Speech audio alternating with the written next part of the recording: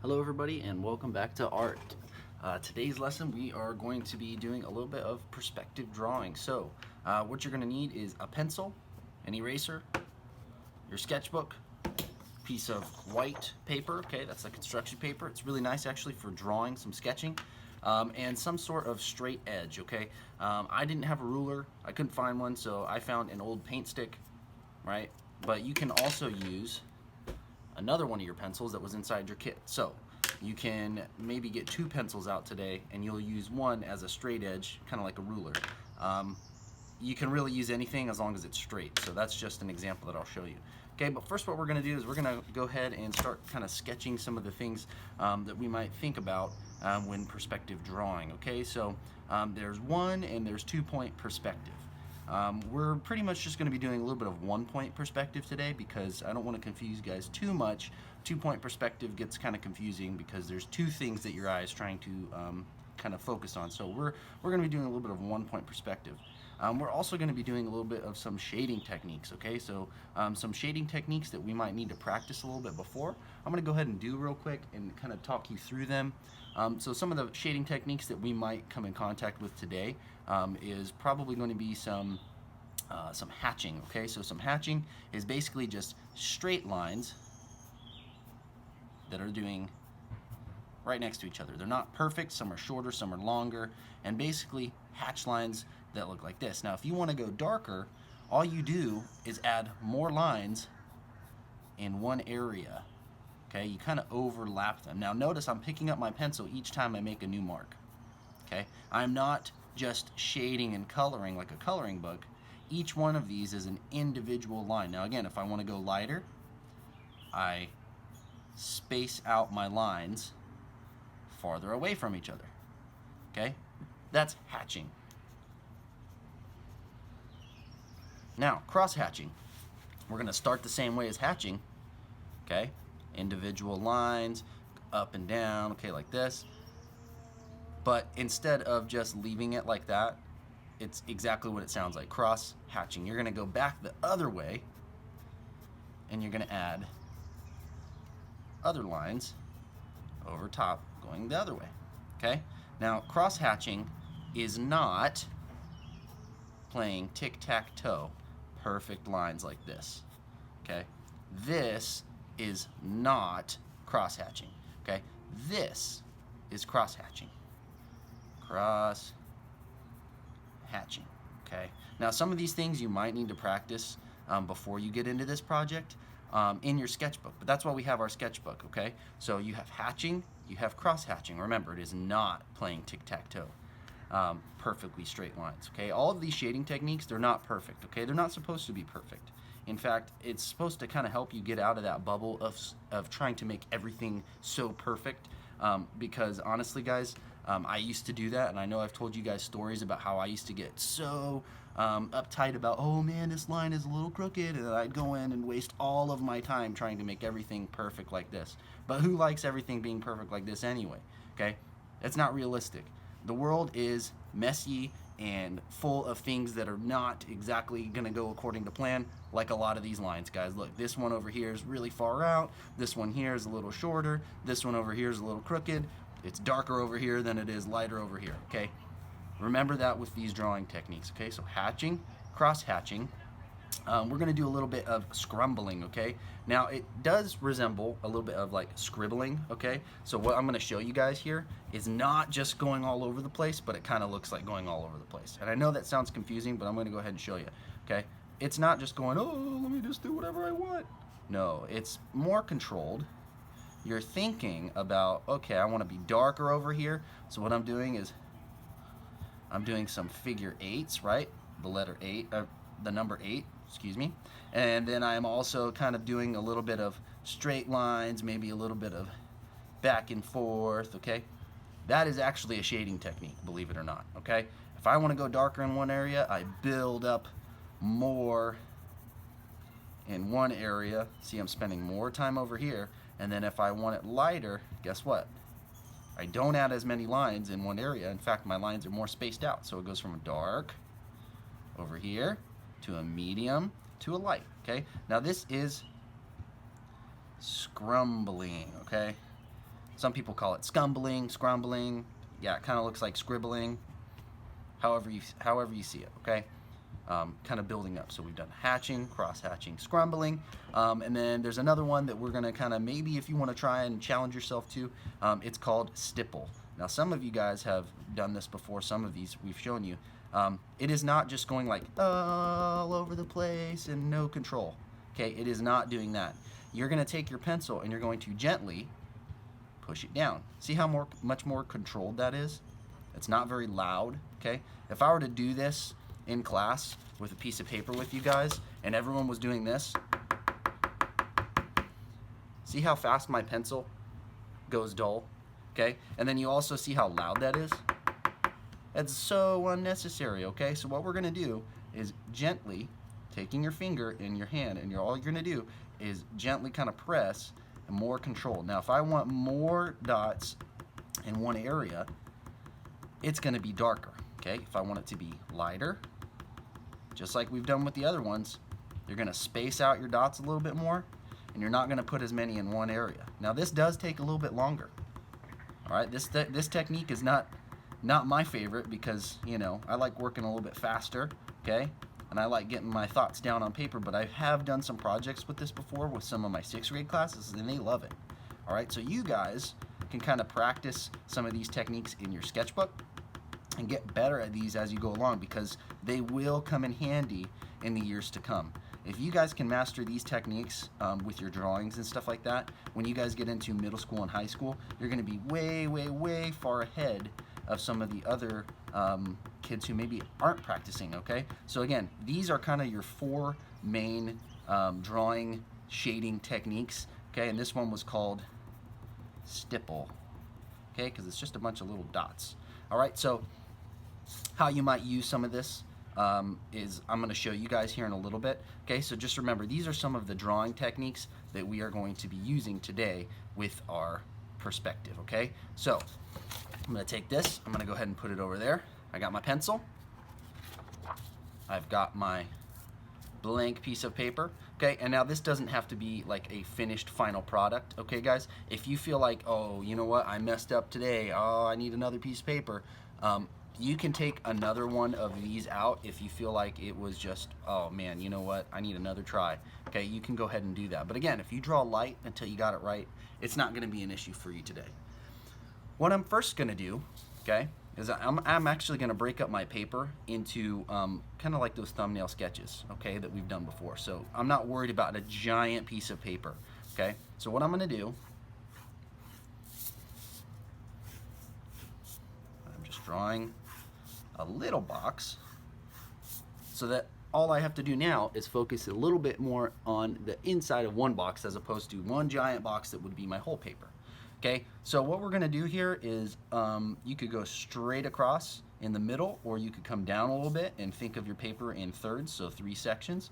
I'm gonna go ahead and do it somewhere a little bit lower all the way across. Now, again, you don't have to use a straight edge for this.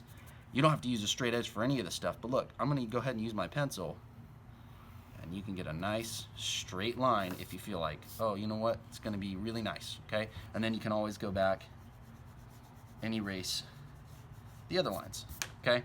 I just use my pencil as a ruler. You can do that, okay? This line that I just drew is my horizon line.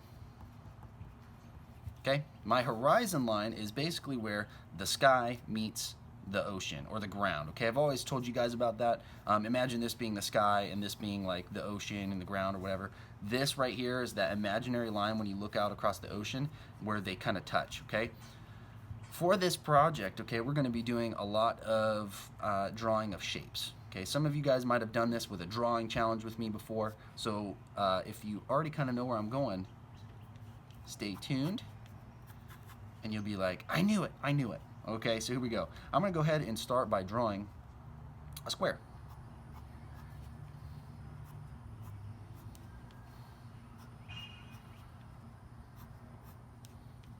Notice how I'm not using a pencil or a ruler, okay?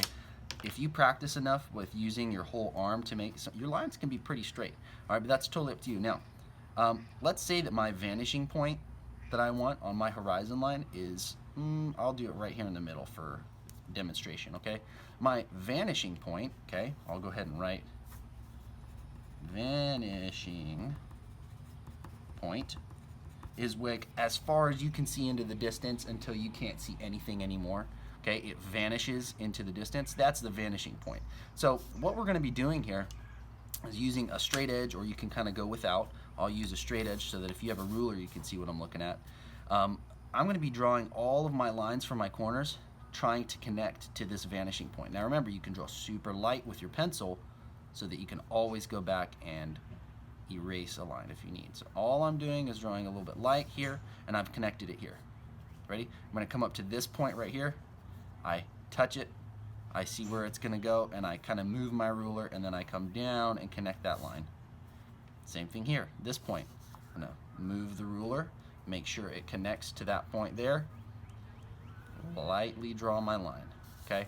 Now, if you want this to be a see-through kind of box, you can do another one right here, but I'm going to go ahead and leave it, and I'll show you why, okay? Now I'm going to go ahead and take my ruler right here, and I'm going to make, let's see here, a straight line somewhere in here. Right in here. Right here where this point is, I'm going to go ahead and make a straight line from this point to this point. Straight line, right? And then I can go back and make my lines a little darker so that my eye only focuses on those darker areas. Now if I'm moving too fast, guys, you have that magic button that says pause, and you can always stop and go pause it, do your work, and then catch up with me whenever you're there. Okay, so all of this is just here to show you guys kind of the techniques that I'm trying to get you guys practicing. So all I've done now is made these lines darker so that your eye automatically focuses in on the darker lines. Now if you feel like, you know what, I don't want all of these extra lines that I just drew. If you drew light enough, like you're supposed to be, you can go back and erase all of those lines, okay? Great, now you have a floating box, okay? And you might say, Mr. Burt, why are we drawing floating boxes? Well, I'll tell you, okay? If you can get good at drawing squares with straight lines that connect to a vanishing point, you can practice enough to make these floating boxes into other things down the road, okay? So practicing how you draw lines into shapes to create a three-dimensional form, that's what we call it, a three-dimensional form, so line, shape, form. So line equals one of these. You create a shape by using a couple more lines. And then you take more shapes and create a form like this, kind of like what we just did. Three-dimensional box, line, shape, form. Okay, you can really get into some 3D stuff if you know how to draw good lines, turn those good lines into good shapes, and then turn those shapes into a good form, which I didn't really do a good form here, but again, demonstration. We can go ahead and think about the next box that we want to do, okay? So right here, I'm actually going to go ahead and start another one. I'm going to draw a box down here this time, on this side, on the ground, rectangle. Okay? Again, take your straight edge, connect the dots. This corner right here, I'm going to connect to that vanishing point again. Ready? Straight line. Okay, ready? This point right here, I'm going to connect to that vanishing point. Straight line. Ready? This point right here to here. Connect the dots. Ready? Straight line. You can always go back and add a straight line here. From this point, I'm going to go a straight line here. As long as this line right here is parallel to the line that you make right here, it's going to look in perspective, okay? Again, you go back, you can erase those other lines if you don't want them there, or you can just go back and make these lines a bit darker so that your eye focuses on them. Okay, so all I've done so far is I have 2 floating boxes. Okay, if I want to make these a little bit more 3-dimensional, okay, what I can do is take my pencil with some of these shading techniques that we've talked about, and I can come in and say, if this is my light source, say this right here, this vanishing point is like, oh, I don't know, a setting sun or something like that, okay? And let's say all the light is shining everywhere, okay? Then the light would be shining all the way on the side right here and kind of hitting here, but guess what? There's not going to be much light hitting here if the sun's over here. So what I would do is I would take my shading techniques that I've learned, and I could say, all right, I'm going to go ahead and do some hatching. You can do hatch lines like this. Come back, you could do cross hatching where it's really dark. Really dark right here. And you could even add a cast shadow, okay? So right in here, I'm gonna go really dark, and I'm actually gonna draw out a little bit of a shadow where the back end of this box would be seen here. You might have a little bit of some shading up here, but if that sun's setting, it's gonna be pretty bright. So again, you can always come back in, make it a little darker in some of these areas. Okay, same thing here. Light shining. I'm probably not going to see much sun on this back end of this box. So I'm going to go in with some hatching, right? Maybe a little bit of cross hatching if you want. Totally up to you. Maybe a little bit in here. Not much, because that sun might actually wrap around and touch some of those. Right there. Okay? So again, this is just kind of bringing to light some of the techniques that I've just shown you here so that you can kind of get a sense of perspective as well as some of the shading that's involved here. So I'm going to go ahead and add a couple more boxes here so you guys can kind of understand a little bit more about it. If you want to practice in your sketchbook, if you want to practice on a bigger piece of paper, you can go ahead and do that as well. What I'm going to do next is add, let's say, a box. How about I do a box that's overlapping your horizon? That might be one that might be a little tricky. Let's go in here. I can erase my horizon line in there. Say I draw a box. Again, I'm going to connect my points. But look, oh, that is not really going to fit with here. I guess what you could do is make this a hollow box if you wanted. Let's go ahead and connect this box right here to there.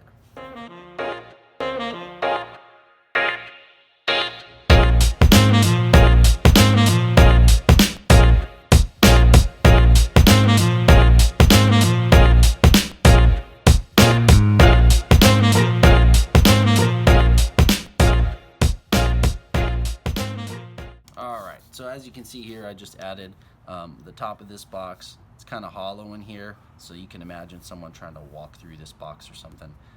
Guys can kind of play with the ways that these kind of incorporate one into another with the shading techniques here, as well as perspective drawing, okay? I will show you one more right here, kind of a speed up version of this process, and you'll see what I mean here in a second. So I'm going to go ahead and draw another box, and I'm going to go ahead and connect just all of them to a vanishing point. I'm not going to worry about a horizon line here. Ready? So all I'm going to do is draw one box here,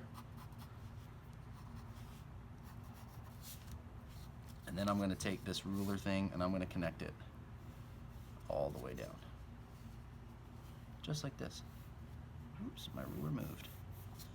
Ready? All of these corners connected to the vanishing point. Okay, so another one I'm going to do, and I'm actually going to overhang it coming onto the picture plane. It's going to be a really tall rectangle here. I'm going to draw them connecting to, you guessed it, the vanishing point. Here we go again. As long as these points are all connecting down to the vanishing point, you're going to be all right. Now imagine this box right here. let's imagine that it came off of your paper. You would just kind of place where you would imagine that would be going to try and connect it to your vanishing point here. So it looks a little thin like that, but that's okay. Okay? Right here I'm going to have another one that's kind of coming on to the paper like this. Connect them all to the vanishing point, and I'm going to keep going this way.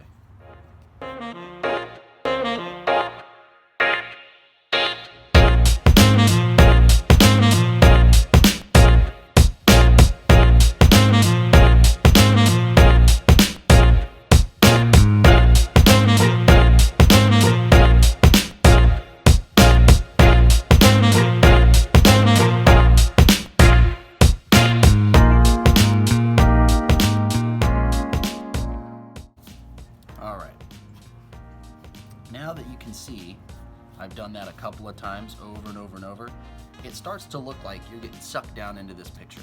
Now, what we can do is a couple of things here, okay? We can take our pencil and shade using these shading techniques, or what you can do is come in with another straight edge. Okay, I'll go ahead and use the pencil this time, and just make straight lines like this. Big lines. Every time you go closer to the vanishing point, it's going to be a little bit smaller of a line, okay? Because things, as they get into the distance, right, farther and farther away, they get smaller and smaller and smaller, just like that. And so after you've done some lines here, all you have to do is match them up on the other side right here, just like the same way. I'm just going to match them up. As long as they're straight, parallel lines, this is going to work out for you. Just like this, all the way down, matching them up. Pencil to the line, draw it over. Okay, so you guys can kind of keep doing that and connecting those lines, and you'll see here in a second that this is starting to turn into a picture with simple lines that created shapes that are creating a form.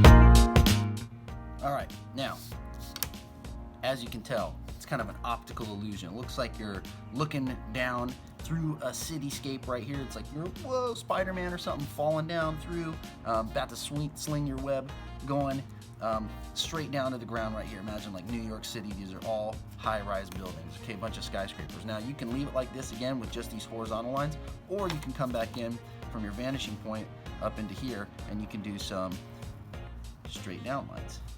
As long as they're connecting to that vanishing point, it's going to make sense. Okay, so right here, connecting to those vanishing points. Oops. That was a little bit of a mistake. That's okay.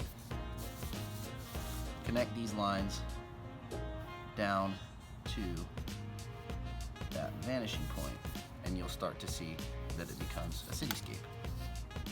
Okay? Connect those lines. Vanishing point, they get smaller and smaller as they go down towards the ground.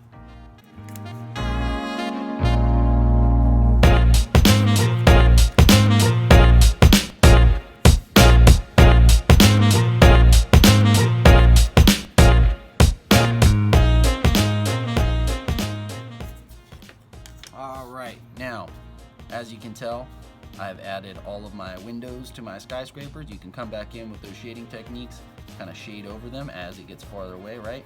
It's darker and darker, lighter and lighter. There's not as much sun down in there as the skyscrapers probably block a lot of it. Go ahead and shade on up. A little bit darker down in these areas.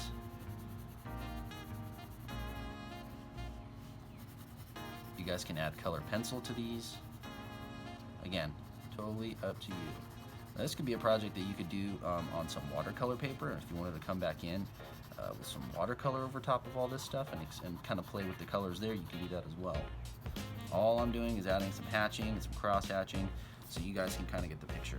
I have now a cityscape looking from above, looking down over the city. Now what you could do, take this a step further, is you could add a superhero flying somewhere in here on top of a building, coming out at you or something like that. Okay, but again, all I did for you today was teach you that making lines and turning those lines into shapes right here, turning those shapes into three-dimensional forms, is kind of how we go forward with our artistic abilities. Okay, if you guys can take simple lines, turning them into shapes, turning them into form, following kind of this one-point perspective model, you're going to be able to draw 3D stuff a lot easier. All right, so you have a sketchbook. Okay, you have another piece of paper that you can grab from your packet, and you guys can kind of practice those drawing techniques. You guys can kind of practice your one-point perspective. Okay, this was one-point perspective. Okay, and I hope you guys had fun. I know I did. I would love to see your guys' artwork. All right, as always, have fun, do your best, and I will see you guys next time. All right, enjoy. Bye-bye.